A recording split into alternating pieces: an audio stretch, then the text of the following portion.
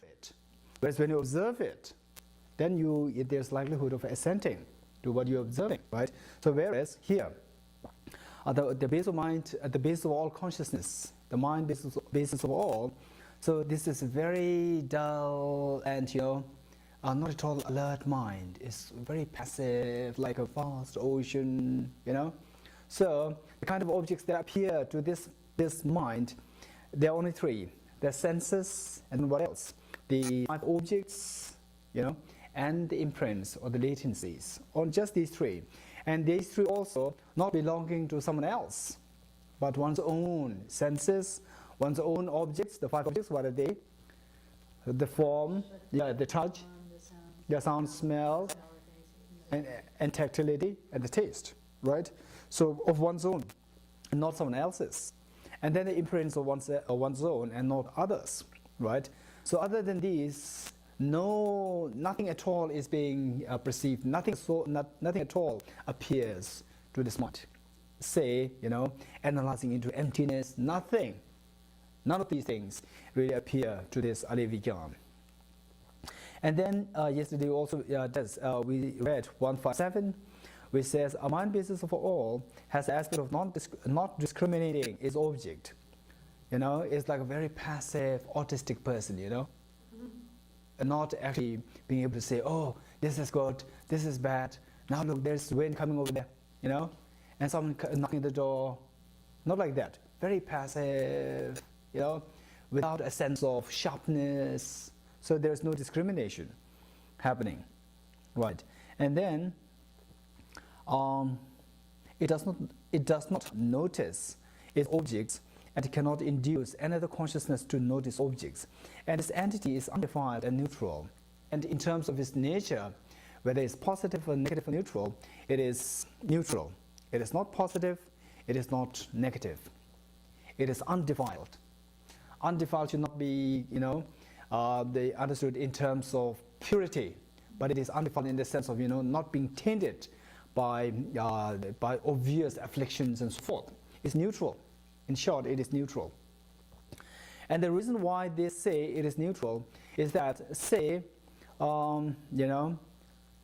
because this is the one which contains all the imprints, the positive imprints, negative imprints, neutral imprints, all these imprints. Whereas if you are positive, how can you carry the negative imprints?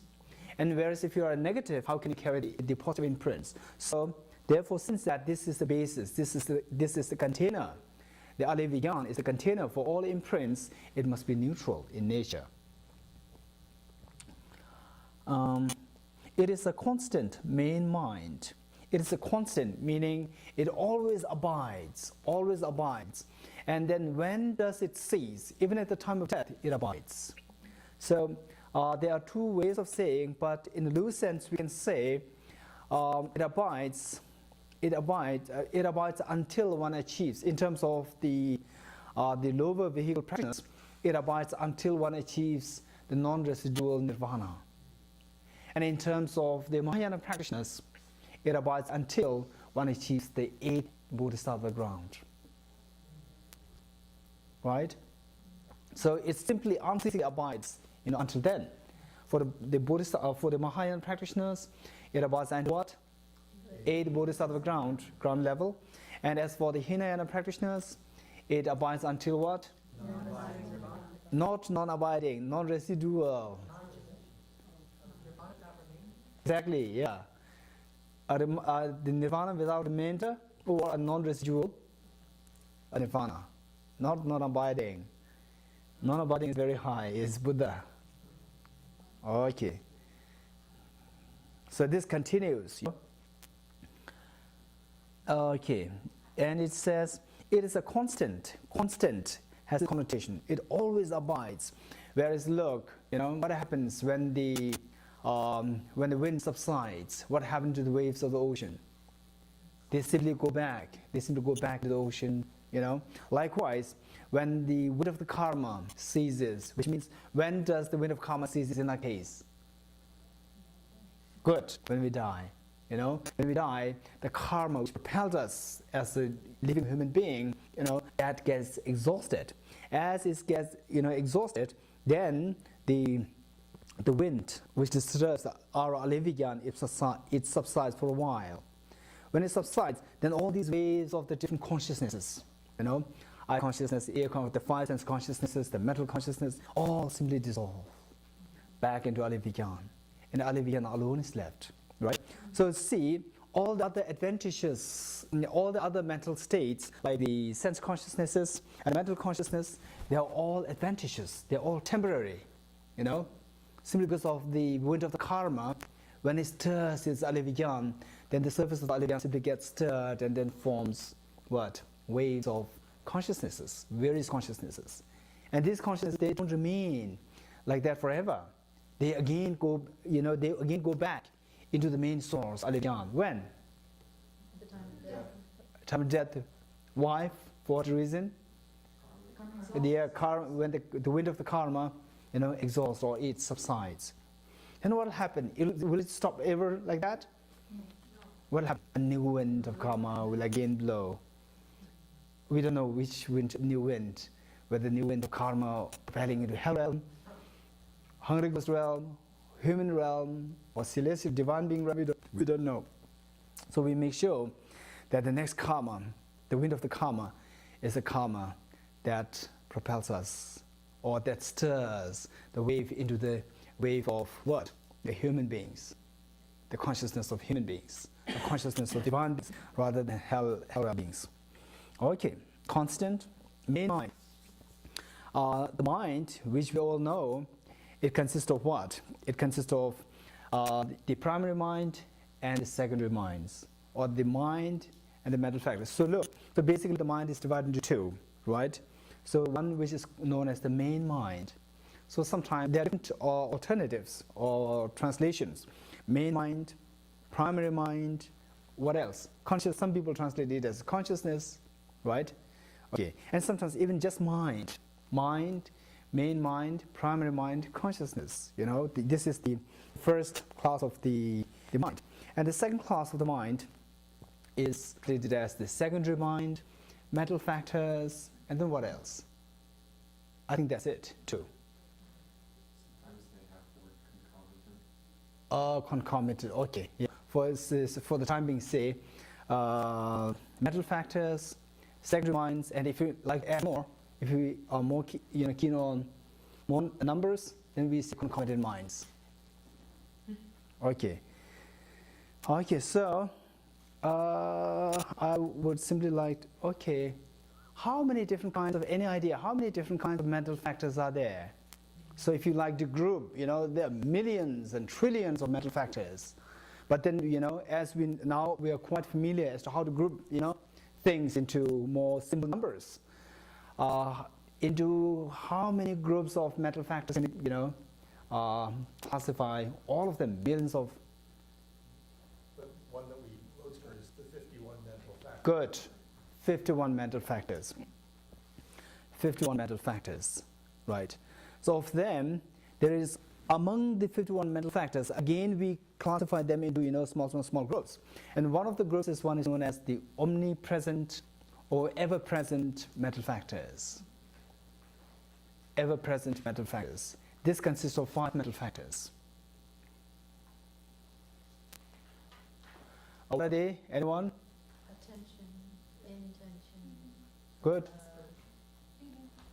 Feeling good. Determination. Good. Tsoa semba dushe regba yiba. Tsoa is feeling, semba is attention, regba is contact, tsoa semba regba. Yila cheba attention or intention, and then the dushe is discrimination. Not dushe, tsoa semba regba. Yila cheba dushe, discrimination, yeah. Feeling, attention, contact, tsoa semba regba. Yila cheba is intention, not exactly intention. Be translated as intention. Yila cheba, tsoa semba, reflection. So for the time being, say intention. And then finally, discrimination, 5. Okay, so out of the 51 different mental factors, for all these Alevigan, being the primary mind, it has, only these 5 accompanying mental factors, not more. Only 5. Say, one of the very important mental factors that we need to cultivate is wisdom, the mental factor of wisdom. And since that it is having only these 5, it is not having this element of wisdom. So therefore it is always passive. Right?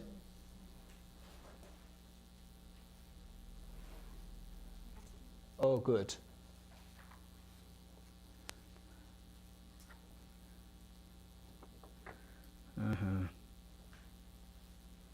Oh, that's good. Yeah. So here it is translated as mental engagement. This is quite good. Yeah. Mental feeling, discrimination, attention, contact, mental engagement. I would suggest you to, you to make a copy of this for all of you. This is very well done. Thank you very much. Okay, so out of 51 mental factors, this Alivigyan is accompanied, only by the 5 mental factors, 5 omnipresent mental factors, right? 5 omnipresent mental factors, and why not less than 5? Because these 5 are present in every... Exactly, because these 5 are known as omnipresent, which means that whatever primary mind it is, it must be accompanied by these 5. Okay, we have here feeling, discrimination, intention, contact, mental engagement. So I said attention, Simba, attention, intention. I would say instead of intention, I would go for attention for time being. Attention, A-T-T-E-N-T-I-O-N, attention, instead of intention. Intention, I won't say intention. Intention is a little bit, more profound than the word that we are looking for. So mental engagement and attention is that? Okay, let me count. Feeling, discrimination. Then instead of intention, I will have attention. Attention, right? 3. Contact and mental engagement. Yeah. Yeah. Instead of intention, let's go for attention. Yeah. Yes, Alec. I just had a thought. Is there another reason why you only say the 5 omnipresent mental factors accompany the Alivigyan? Because it's the primary mind is neutral. Yes. You could have a positive or wholesome or unwholesome accompanying mental factor. Oh, yeah. Would modify it. Mm-hmm. And you couldn't say neutral. Absolutely, yeah. True, very good. Yes, Dallas. Discrimination and passive seem to be contradictory. I see. Okay. So look, more and more hands are coming up. I'm afraid. Yes. And is the mental engagement synonym for intention, synonym for attention? No. I have confusion. Mental engagement is separate. Yeah. We were confused between intention and attention. Okay. So instead of intention, let's go for attention. Attention and then mental engagement. Good. Okay.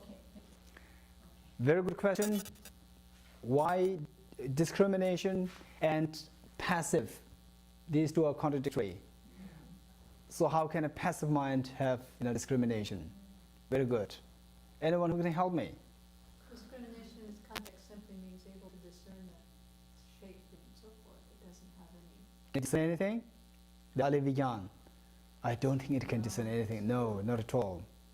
The main mind and the mental factors aren't the same thing. Yes, but how does it answer? The main mind is neutral because But don't imagine the king and the ministers, The king is dull and the ministers, they're so active. Don't think like that. They're so like, you and your mind. You and your mind. The sharpness of you is determined by how sharp your mind is. It's like that. Don't think of the king and the ministers. So what about this one? So what about this? You were saying before that the foundation mind, I don't know what to call it. So objects appear to it, Yeah. right? But perhaps those objects are made to appear to it through the mental factors. Yes. So With that would allow for the main mind. I know how intelligent you are, I know how sharp you are, but I don't think this is the right thing that she's looking for. Okay, so let me put it this way. Say someone is 99% inactive. So what is the degree of his activeness? Yeah, there's still a degree, 1 degree of inactiveness. So this it is not 100% inactive, 99% inactive. Right? So when someone is 99% inactive, would you call him, oh, he has degree of activeness, would you say that? No. Oh, totally inactive. So Alivigyan is like that, 99% inactive. So there's one degree of discrimination. It sounds like from Venerable Choki's definitions here is that the discrimination, it says it apprehends upon the aggregation of an object, sense, power, consciousness, the uncommon signs of the object. It's almost like it's objectively reading what's coming to it. Very good. Yeah, very good. It's not making the discernment. The object that arises has the flavor. It's just apprehending what the object is bringing to itself without. So it's almost like an objective observer. It's not. I see you're supporting me or you're supporting Dallas. I'm trying to clarify. I see. So clarifying in favor of whom? I would say in favor of you. Okay, good then. Thanks. Okay, we go further. Then it says, it is a constant main mind associated only with the 5 omnipresent mental factors. Moreover, from among the 2 possibilities of being defiled or not defiled, it is non-defiled and neutral. A mind based, while it is not defiled, if it is defiled, it cannot contain the imprints of undefiled imprints. And interestingly, who was that yesterday who asked me about the Buddha nature in Chittamatra? I think Dallas. Yes. So according to Chittamatras, but yes, according to Chittamatra all Chittamatras, from their point of view, Buddha nature is not to be understood in the context of ultimate reality, emptiness. It is to be understood in the context of the imprint of this really very interesting imprint, latency, a latency of undefiled,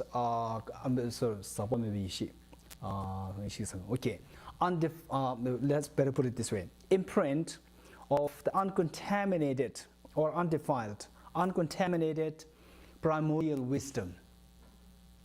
Imprint of uncontaminated primordial wisdom. Look. Right? So they say that this is the Buddha nature. Interestingly, last time what did I say? The latencies, when I say a computer, it is because of the latency, the imprint, imprint which gives rise to seeing this, which gives rise to the mind seeing a computer, right? Which means that I implied as though like, in order to have a mind perceiving a computer now, you must have seen a computer earlier times, in one of former times. Because without, how can you lay, how can you have an imprint laid in your mind, So without that imprint, how can you have the mind perceiving computer now, right? So this is the implication that I have, that I've given to you last time, implying that for any imprint, it must be laid by a very fresh mind, which preceded the imprint, right? This is what I implied last time. And now this is the question. So this is the exception in Chittamatra. The imprint of the uncontaminated primordial wisdom. This is the imprint which is not laid in your mind by a fresh mind. It has been existing as imprint since beginningless time. And now look, when this imprint is, if you're able to activate this imprint, which existed in each one of us since beginningless time, then you will become purer and purer in your being, and then finally when you're able to activate it to the fullest form, you become Buddha. This is the uncontaminated imprint of the uncontaminated primordial wisdom, uncontaminated, right? So this is only exception. Otherwise, all other imprints should necessarily be laid by a fresh mind which preceded the imprint. Okay. Then we read. So, when I was about to read it, I saw our Prasangika's hand like this, Again, I was afraid. She's come with a question. Okay. So, please be kind to me. 159. A mind basis of all is not virtuous because it exists in the continuum of one whose rules of virtue are severed. This is another issue. Say, do you expect, can you expect this table making a wonderful music? You bang it and a wonderful music coming out of that? No, why not? Because it has no potential, right? And similarly, is not, there's actually a debate, but first let me, put according to what is the intention of the author of this text, or the intention of this text. Say, do you think this table ever becoming Buddha? No. So likewise, among the sentient beings, there are some who will never become Buddhas, who will never become, who will never have any virtues arising. Very much like, very much like the concept of hell forever, something like that. So, and these people are, characterized as the ones with the virtues, root of virtues severed. But, as I said, don't worry. I know some of you are not happy with this concept. So there's a debate, and Lama Tsongkhapa, he said that this is, actually, according to Chittamatra, this is not the real case, but this is simply to imply that some people, because of the heaviness of the non-virtues, it becomes so difficult for them to arise virtues again. Simply to imply that, right? Not really to mean it that way, that they have no basis. The root of the virtues is cut altogether. It's not the case. Okay, so now say if there is someone whose root of virtue is cut or severed, still the person has what? Alivigyan. In his case or her case, the Alivigyan is what? Positive? No, it's not it's not positive. So therefore, what it is trying to explain here is that the very nature of the Alivigyan is not positive nor defiled. Not positive because it is present in someone whose root of virtue is severed. And it is not negative. Let's say why. A mind basis of all is not virtuous because it exists in the continuum of one whose rules of continuum of someone whose rules of virtue are severed. It is also not non-virtuous because those of the upper realms have a mind basis of all. So, can anyone help me with, how this reason works here? In the second case, it is not non-virtuous because those of the upper realms, the form and formless realms, the beings in the form and formless realms, they have mind of basis of all, and yet they have no non-virtuous minds. Can anyone help me? The question is quite clear. How, or how can you say that, or how really account for the fact that the beings in the form and formless realms, they have no non-virtuous minds? That's not accurate. Are you sure? Positive. Good. Still have I don't know. I don't mean to say you are right, but why I said good is that you attempted. Anyone? Yes, Dallas. If they have the mind basis of all and they have a container like Hmm? most people, container has positive and negative. Yes. So why should, so first of all, the question is, the beings in the form and the formless realms, if they have no non-virtuous mental states, if they have no non-virtuous at all, then that's quite acceptable. Then we can say that Alivigyan cannot be non-virtuous, because the beings in the form and formless realms, even they have Alivigyan, and yet they are free of non-virtuous states. So the question is, how can you really explain that the beings, are you really sure that the beings in higher realms, they have no non-virtuous states, mental states? This is the question. Do they have afflictions? Not manifest, they don't, but they have this. Do they have afflictions? This is my question. Not manifest. Yes. Yes, no, They have subtle affliction. subtle afflictions. They, As long as they're in samsara, they're still in cyclic existence. Ignorance, for example. good. They have afflictions. Do they have non-virtuous mental states? Well, Yeah. that's affliction. Well, They have mental states. They don't Okay. manifest non-virtuous mental states, but they have the seeds of non-virtuous mental states, and as soon as their good karma runs out, they are right back over the rest of us. Okay. Do they have afflictions, or they simply have the seeds of afflictions? From what you said, it made me happy to come up with this issue back. Because your position is that they have afflictions, they have ignorance, all these things. Now, according to what we teased apart, the something and its imprint, or the seeds, likewise, I want to relate that to afflictions. Do they have afflictions? Or they simply have the seeds of afflictions? Yes. Do they have afflictions? This is the question. Yes. Yes. Then what about isn't it just seeds or real afflictions? Real. Not just the seeds. Then what about the non-virtuous? It's the same thing. Same thing. So it's not just the seeds of non-virtuous. Even the non-virtuous are there. Oh, so then it says, how then the reason applies here? It says, it is also not non-virtuous, because those of the upper realms have a mind base of all. So how does this reason work?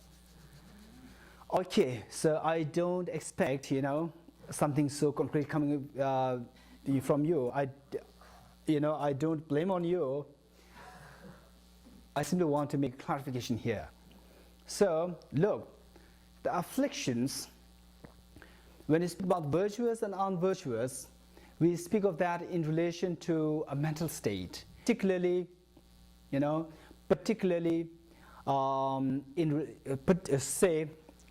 us put it this way, the positive and negative mental states, right? Positive and negative mental states. And afflictions, in which group do they belong? No, I said positive and negative. I didn't say virtuous, unvirtuous. Negative. Okay, they belong to negative mental states, right? Okay, negative mental states, right. And then likewise, the karmas which are given rise to by these afflictions are referred to as negative mental states or negative karmas, right? Okay. So now, what is the opposite of the negative mental states and negative karmas? The positive mental states and positive karmas. Okay. So, broadly speaking, we can equate, now look, we can equate the positive mental states and virtuous, mental states, we can equate the two. We can equate the positive mental states and virtuous mental states. Now look, from there you can get a clue. Good. So, whereas on the other side, we are not supposed to equate the two. We are not supposed to equate the negative mental states and the non-virtuous mental states. We are not to equate the two. The negative mental states can be further broken down into two. non-virtuous and neutral, right? Even if you don't agree, for the time being, please say yes for my sake. Yes. Okay, and then you go ahead, and then you say for your own sake, right? Okay, now look, what did I say? Among the negative mental states, what does this negative mental state encompass? Good. Or the afflictive mental states and negative karmas. Right? Okay. So now look, if we take the afflictive mental states, just leave the karmas for the time being, right? We'll do it later on. Afflictive mental states, no doubt all of the afflictive mental states can be classified in the negative mental states. And this further can be divided into two. What are they? Non-virtuous and neutral. Okay. Say, can you guess what would be, of course, you will be so loudly answer, so confident answer if I ask you, among this, the afflictive mental states, which is non-virtuous, you can come up with very, obvious answers. But my question is, what would be the neutral states within this negative mental states? Good. Number one. What more? Ignorance is one. What more? But not all. 50% correct. I don't mean to say 50% wrong. 50% correct, but 50% still question. What else? All the afflictions of the higher realms. Yes, all afflictions of higher realms. Now the answer, you get the answer. All afflictions of higher realms. Of course, if I ask you what next question, you come up with lots of questions. I don't want to say this. Yeah. You may ask me, the question would be, why the afflictions of higher realms, neutral? Oh, yeah, this is what I think you're coming up with. Okay. This is quite an important thing, although it is a little bit of digression, but I like to do it. Say, if you experience an acute headache, is this result of non-virtuous karma or virtuous karma or neutral karma? What about neutral karma? No? Surely this should be a result of non-virtuous karma, right? Non-virtuous karma giving rise to what? Pains, evident pains, right? And the virtuous karma giving rise to happiness. So this is the rule. This is the law of karma, right? Then what about the neutral karmas? They give rise to what kind of result? Neutral results, right? Okay, this is according to the rule of the law of karma. Look, say, right? Say, if I simply ask you, hey, how are you doing? It's just a neutral state. I'm not at all really interested in you, or I'm not something disliking you. I'm interested. My mind is engrossed in someone else, and I saw you on the way. Hey, how are you doing? And my mind is away there, right? So what is that action? Positive, negative, neutral. Neutral, right? Whereas deep inside, I'm unhappy. And I say, how are you doing? What is that? Negative. And deep inside, I really respect you. I have a sense of, compassion and these things, concern. Oh, how are you doing? Positive, right? Okay. So this means that all these negative mental states, not negative, non-virtuous mental states, right? We said that experience of pain is given rise to by which mental state? non-virtuous mental state, right? Non-virtuous mental state, not by the neutral minds, right? Okay. So, say the pain, again, broadly speaking, in general, broadly speaking, you know, say, what do you think is the cause? Just your own opinion. Give me your own opinion. I don't want, you know, accurate ones. I will not argue with you. Your own opinion. What would be the potential cause of, you know, a headache or severe, you know, severe bodily pain? Hitting somebody in past life. Good. And hitting with warm-heartedness? No. Yeah. So look, when you discuss the pains as the result, the cause is associated with harming others, with sense of ill will, you know, malicious thought. So underlying that is that mind. So whereas in the upper realms, in order for one to take birth in the high realms, form and formless realm, that sense of, you know, malicious thought must be abandoned.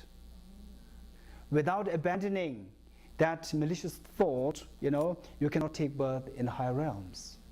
You cannot achieve the meditative states of the higher realms. Right?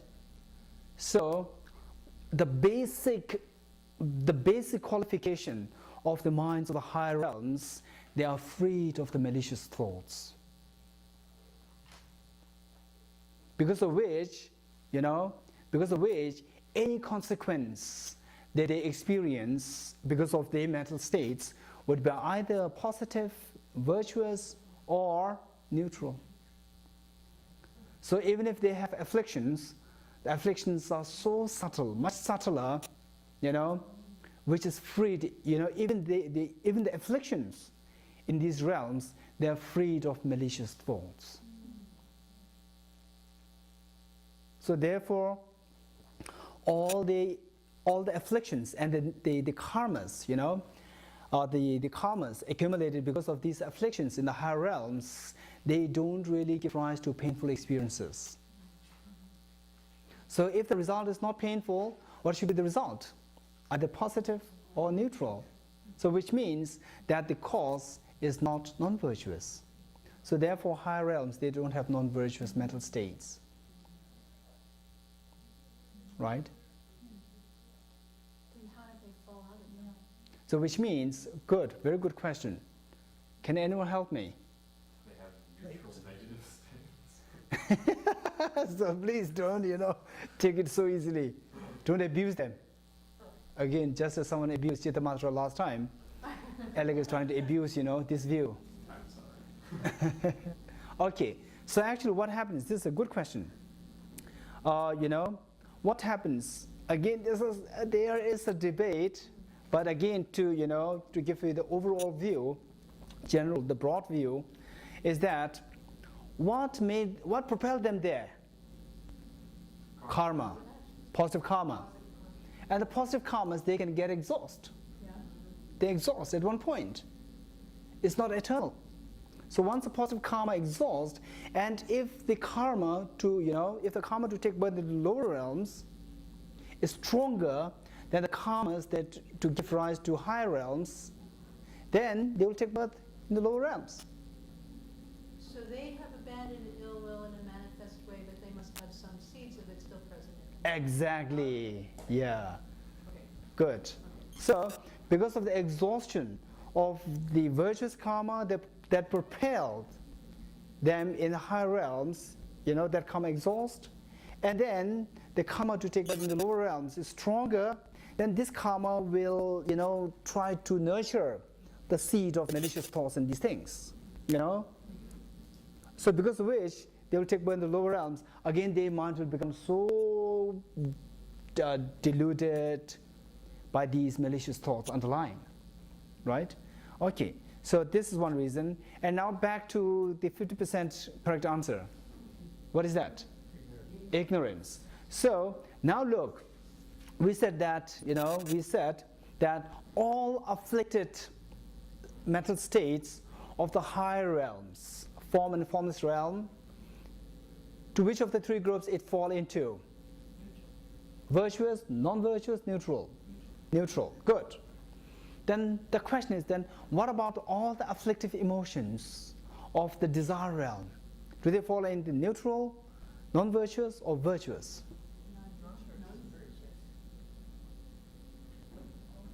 All the afflicted emotions. Yes. All afflicted emotions of desire realm, do they fall in which of the three groups it fall into? They fall into. Are you sure? Yes. What about the ignorance of desire realm? This is 50% correct answer. Ignorance. Ignorance is of two kinds. Ignorance, okay, let me put it this way. Say, interestingly, we try to work it this way.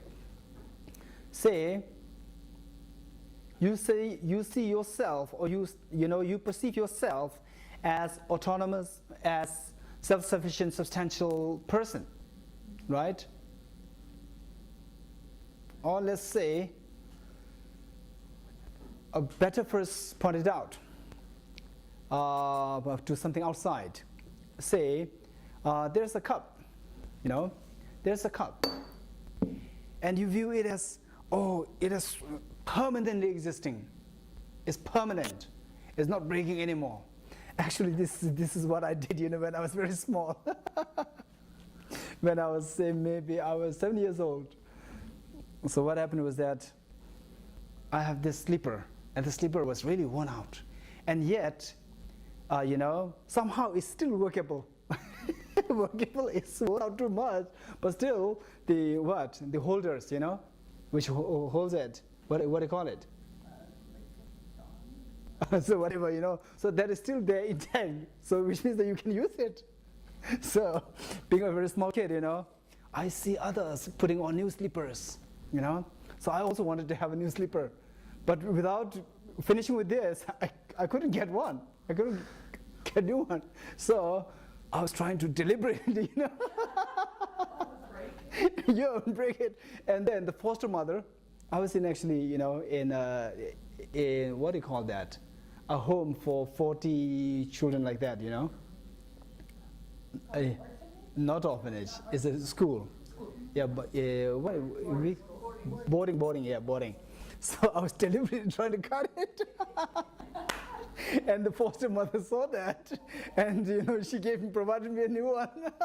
She came to know that.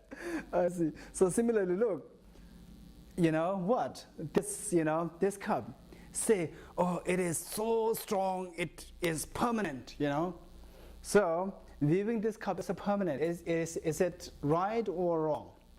Mistaken, right? Mistaken. But look, viewing this as permanent, will it lead to, a virtuous thought, or to a negative thought, or to a non-virtuous thought?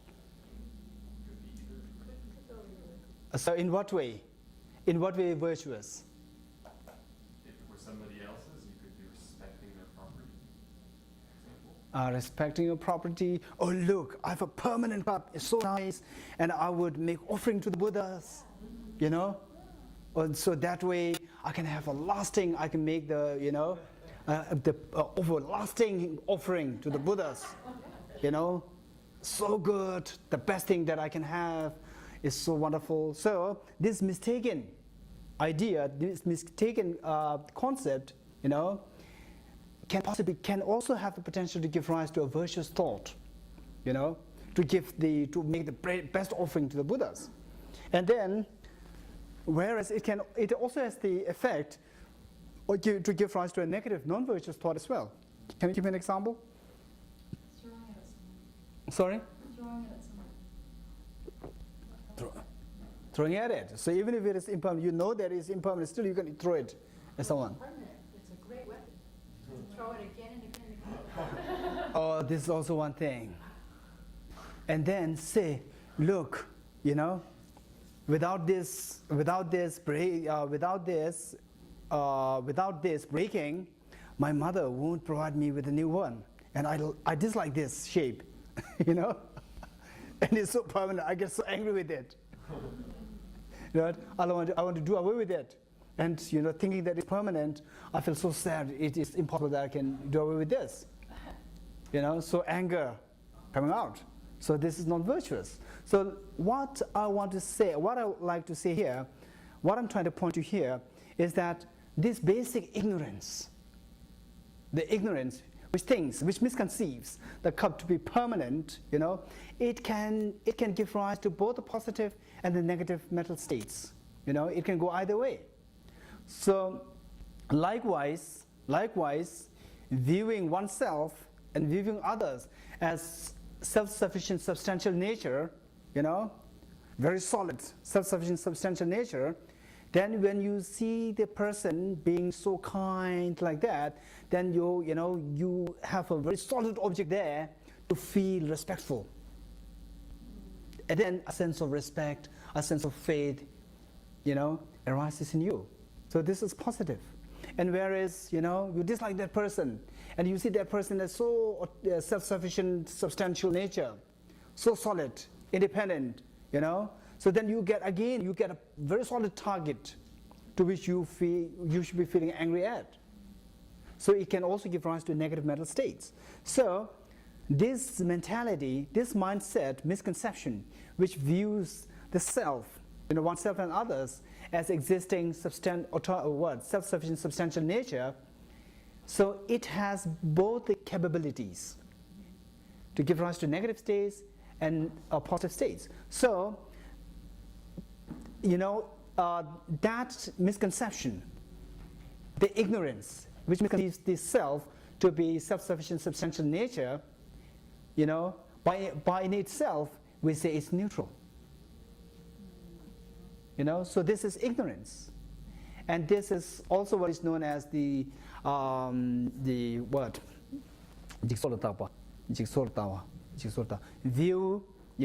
view perceiving the collection of the perishable aggregates. Perishable aggregates. The view perceiving the perishable aggregates. Simply, so this is just a technical term. So what it means is that misconception which views oneself and others to exist as self-sufficient, substantial nature. Right? Okay. So that is neutral. That is neutral. That is the basic ignorance, right? This is the subtlest of the ignorance which binds us into samsara, right? Okay. So this is neutral. And do we have that? Do the desire realm beings have that? Yes. Is this affliction? Yes. Be confident. This is affliction. So this is neutral. Even the afflictions of the desire realm may not necessarily be negative or non-virtuous all the time. This basic ignorance, or this the view perceiving the perishable aggregates, is also neutral. Number one. Number two, now ignorance. So accompanying this mind, accompanying this accompanying this wrong view, which views the self and others to be existing as self-sufficient, substantial nature, is the mental factor of ignorance. So the mental factor of ignorance which accompanies this wrong view is also neutral, right? Other than these two, all afflictive emotions of desire realm should necessarily be non-virtuous.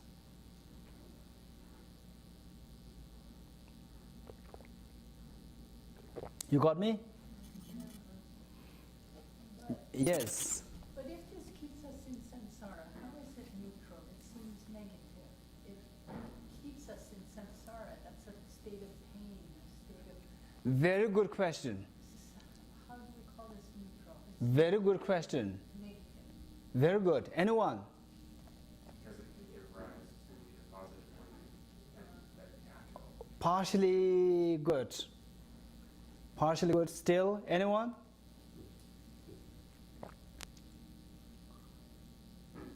Say human birth. Human birth. Is it positive? Is it positive, negative? Samsaric human birth. No, samsaric human birth. Yeah. samsaric healthy human birth. He's still suffering. Good, but it's not pain. Is that result of positive or negative? This pain. Positive. Positive, right? It's positive. It's very precious. Precious human birth. Yeah. You know, what precious human birth while you are in samsara, right? So look, now look.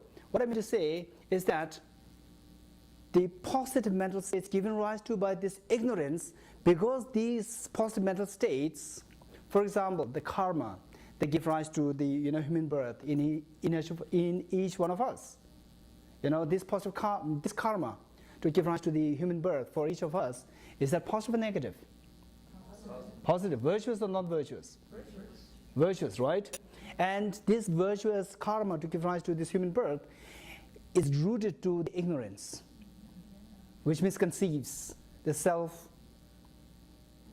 to be self-sufficient, substantial nature, right? Okay. But look, we are still in samsara. You know? No. So don't say yeah. the result here, the human birth, although it's positive, but still, because we are having this human birth, we are in samsara. So it has two elements. One, within samsara is positive, but still it is samsara. It is to be abandoned. Within samsara, say if you are in a place in a desert, and you are thirsty, and you don't have such beautiful cups. What you have is very old, worn out, just small can. So you like to go to get water, with this can or without a can. Even with this can is better. Yeah. With this can better. But looking at from where we are now, would you use this cup or that horrible can? This cup, So in desert, in that area, this is so good. But don't say this is good from every respect.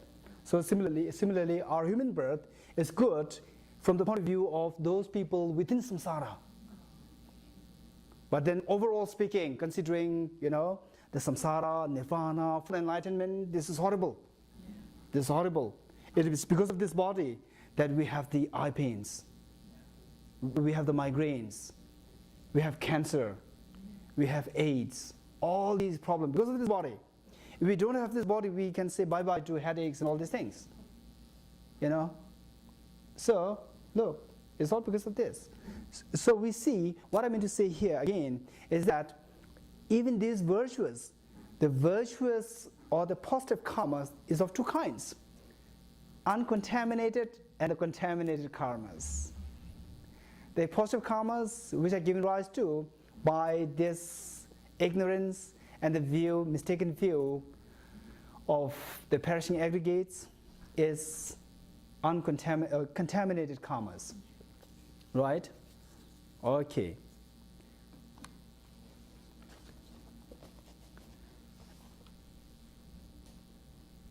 Okay, now my next question.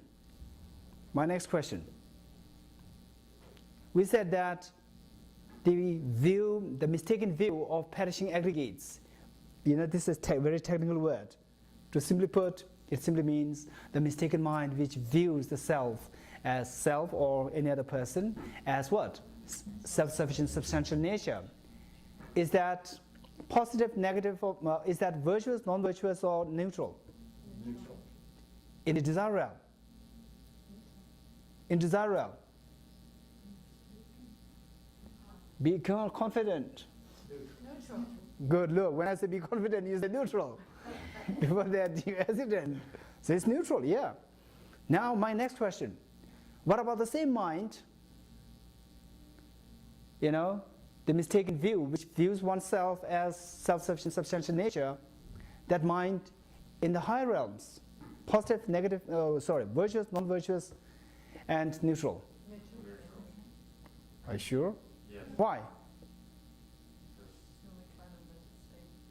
Because all minds, all afflictive minds, of higher realms should necessarily be neutral, because they are freed, while they are afflictive, they are freed of ill will and so forth. They are not tainted by ill will and malicious thoughts. Okay, good enough. Now, what shall we do? We have 20 minutes. What should we do?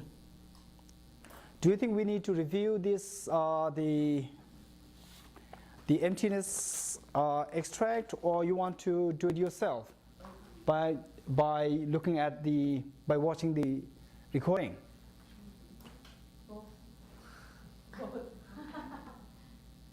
Are you sure? Yes.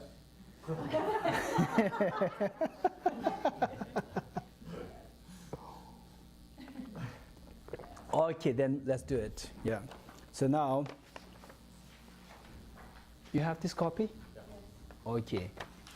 And Diana, you have? Good. Okay. Extract from Illuminating the Clear Intention, Lama Tsongkhapa's commentary on Arya Chandrakirti's entry into the middle way. We have 2 pages, and the first one is simply, the benefits of meditating, or of studying, reflecting, and meditating on the view of emptiness. And we are doing the second one, the second page, rather than first. So this is from Lama Tsongkhapa's commentary on Arya Chandrakirti's entry into the middle way. It reads, here I'm going to explain in a concise and comprehensible way how to bring within us the insight into the illusion-like appearance of all phenomena. So in fact, this is really very comprehensive and also concise. Just 1 page, and it really gives you the whole import of emptiness, right?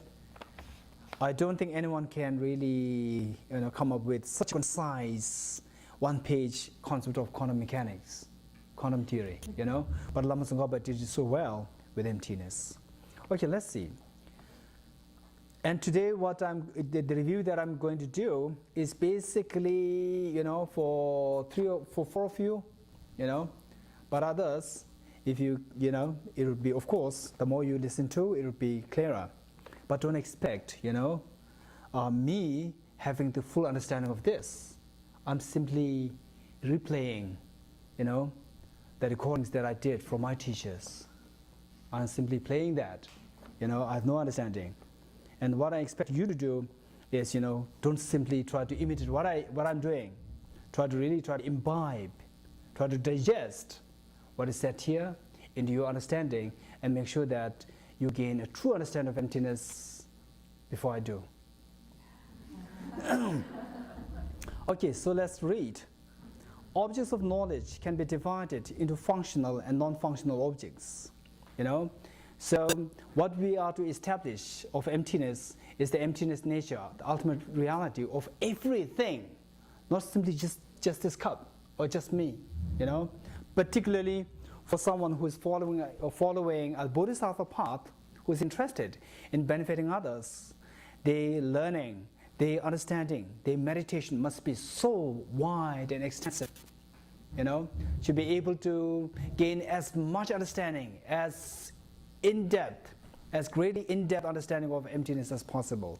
So for that, Lama Tsongkhapa is trying to draw all objects as the basis of analysis. So here he reads, objects of knowledge, meaning all existences, can be divided into functional and non-functional objects.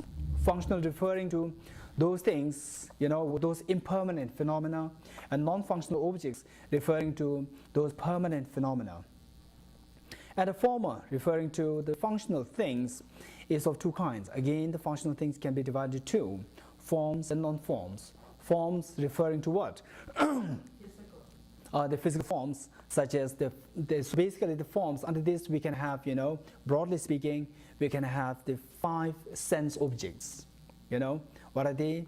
The tangible form, the sound, smell, the taste, and tactile, yeah. Okay, so these four, these five form the forms, and then non-forms. Non-forms primarily the minds. The minds. Lama Tsongkhapa is going to deal with the minds in this section. The minds, establishing emptiness nature, ultimate nature of the minds, forms and non-forms. Now, first, refute, as explained in other texts referring to Vasubandhu's 20 stanzas, which is cited down there, 20 stanzas, it is of 20 stanzas, and the stanza that we require here in this context is what is cited down as footnote.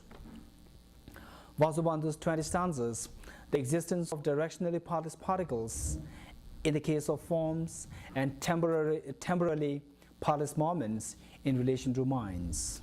Okay, so what Lama Tsongkhapa is teaching us here is that first we are to, take any physical form, like a table or our body, a form. So in the case of a body, or in the case of physical form like table, what we are to do is first we try to break them into, break them into parts. Break them into parts. Okay, so then by breaking them into parts, see if the table has parts, right? And then you divide that into further, break that into, say, the top flat plank and the four legs, and even the screws. And then say, oh, these are the different parts of the table. Again, you take one part of the table, the top plank. Again, you divide that into further parts. And then you keep on, dividing the parts into further and further and further parts. And then see if you can finally come to the subtlest of the part, which cannot be divided any further. So just see if you can do that. So say, if you think that there is something which is partless, finally, which can be pointable as the partless particle, then this is a mistaken idea. Try to dissolve that. Even get rid of this mistaken idea that there is any partless particle. Because, how do we do that? We try to use the reason which is put there as, footnote. Vasubandhu's 20 stanza says, because of being simultaneously surrounded by 6 other particles, the central subtle particle is found to have 6 parts. If these 6 parts have the same spatial dimension, a massive object will conflate into a size of just a minute particle.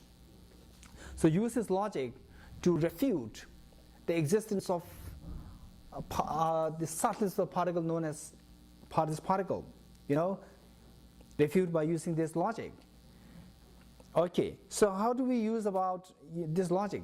Say, imagine, by breaking the table into smaller and smaller and smaller and smaller, then you finally get this smallest atom, atom or the carbon, the carbon atom. How many electrons are there? I've already forgotten. In carbon, anyone? Sorry? Are you sure? Okay, say 6. So to make it more even clearer, to make it on the safe side, better instead of saying carbon, say the subtlest particle which constituted this table is the atom, which consists of 6 electrons and 6 protons and 6 neutrons, right?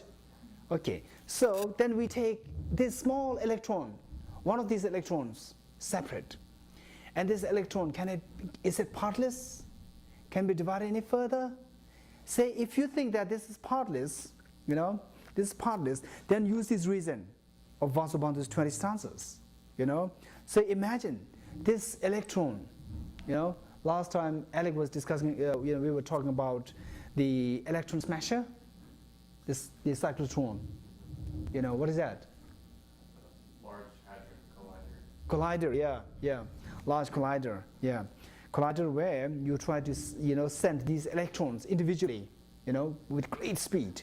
So, say you just pick one electron, and say you have a feeling that, oh, this is the final the final particle, the subtlest, and without any parts, which cannot be divided any further. So in that case, then we use this stanza of Vasubandhu's 20 stanzas. So we already read this. Imagine this is the subtlest particle, and then say it is because of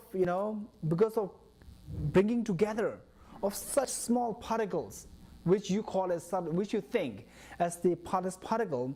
Millions of them, you bring them together and make this huge table, right? So for that, we need to bring all these electrons together. So of course, it is not as simple as what I'm saying.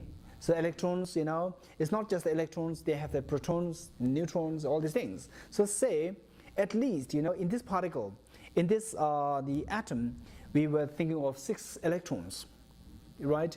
So we simply pick this, the 1 electron, and then try to imagine, try to, try to create something which is simply made of electrons, although this is not possible because electrons are all negatively charged and they will all, repels.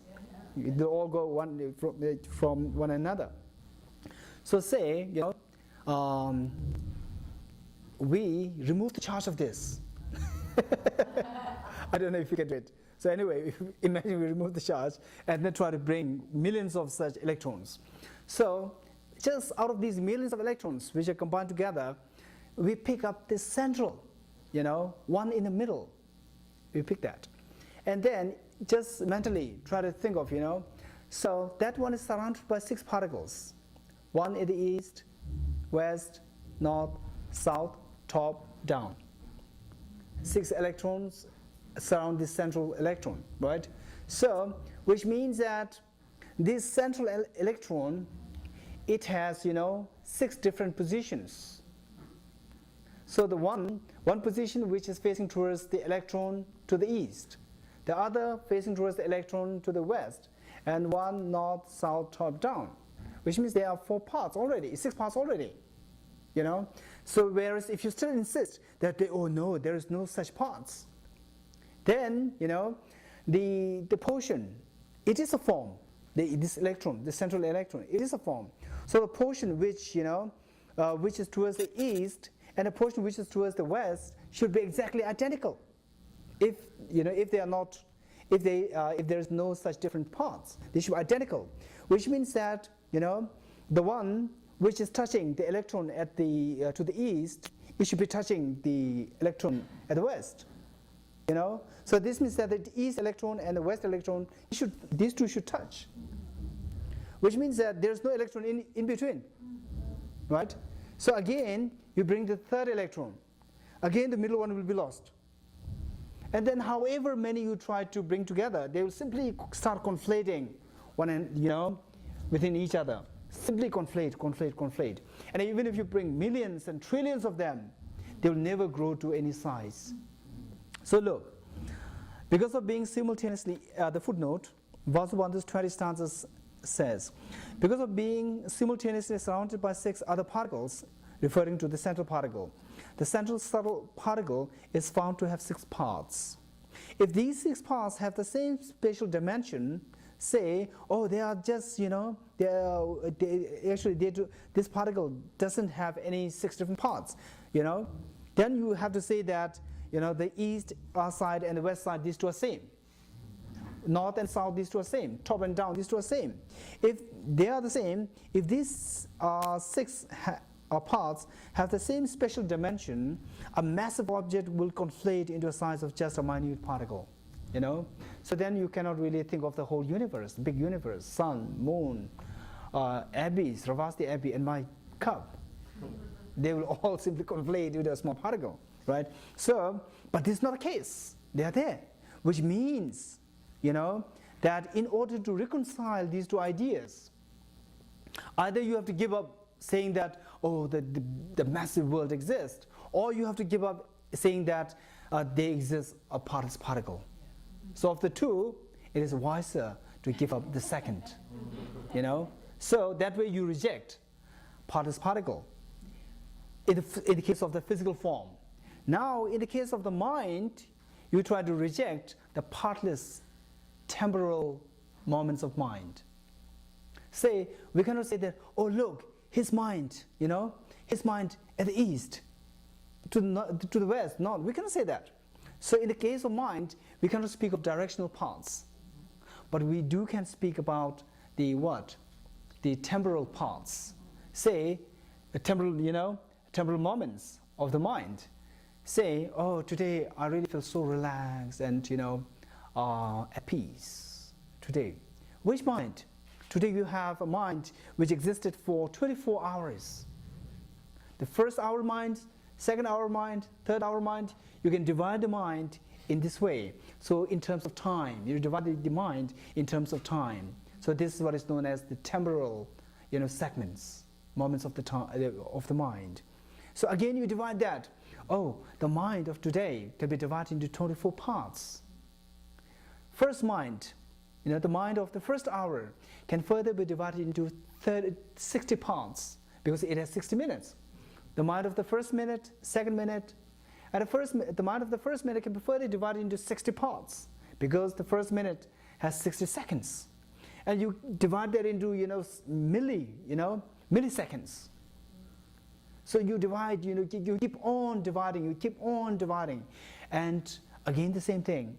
Do you think that you will come to a point where you can locate to a mind which exists as something without any parts, without any temporal parts, which cannot be divided any further? So if you ever think of, again, the similar thing, don't simply say, oh no, the text says no, so I have to say no. Don't follow like this. Simply be so honest to yourself, because it is not the text who is understanding emptiness. It is not the text who should be understanding emptiness. It is you who should be understanding the emptiness. So it should be you who should be convinced of what is said there in the text. So if you say no, simply say no. Even if the text says yes, don't worry, but don't be stubborn. Don't be obstinate. Then simply explore more as to why the text is saying yes while you are saying no. Right? Okay, so what you do is that again, in the case of the mind, again think of dividing the mind further and further into smaller and smaller and smaller.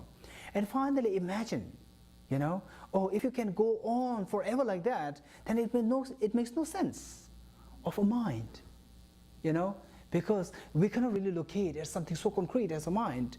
It's always something, something with different things, So, then imagine, finally there should be a mind which cannot be divided any further. Very subtle mind. And this is what is believed by the lowest two schools, by Bhaskaras and Sutrantikas. Yeah, these two believe in that. Okay, now imagine, apply the same reasoning. In fact, the same reasoning by Vasubandhu, simply you try to extend this from the form, shift this from form to the non-form, to the mind. So this is done by the great master, tantric master, Tibetan great master by the name Gyuchen. Oh, it slipped from my mind. Gyuchen Singhi. Gyuchen Singhi, the founder of Gyume Tantric, the lower Tantric college. So he, he extended this reason of Vasubandhu's 20 stanzas to mind. And then, he did it so well. Say, you divide the mind, and then finally you think of the subtlest moments of the mind, which cannot be divided any further, and which we call as the partless, temporally partless moments of the mind.